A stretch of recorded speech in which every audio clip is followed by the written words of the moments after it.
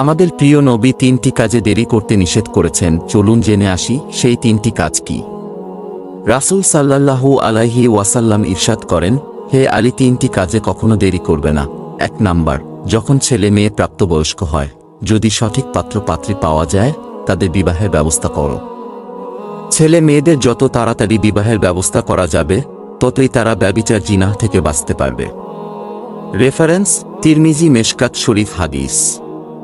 হাদিস নং 605। 2 নাম্বার, যখন নামাজের সময় হয়, সঙ্গে সঙ্গে নামাজ আদায় করা উত্তম। মহানবী সাল্লাল্লাহু আলাইহি ওয়াসাল্লাম বলেন, নামাজের প্রথম রাকাতে আল্লাহর সন্তুষ্টি এবং শেষ রাকাতে আল্লাহর ক্ষমা রয়েছে। 3 নাম্বার, জানাজার নামাজে দেরি করবে না, কেননা মৃত ব্যক্তি যদি জান্নাতি হয়, তাহলে জানাজায় দেরি করার দ্বারা জান্নাতের নিয়ামত থেকে তাকে বঞ্চিত রাখা হলো, আর যদি মৃত ব্যক্তি জাহান্নামী হয়, তাহলে তাকে জাহান্নামের শাস্তি থেকে দূরে রাখা হলো।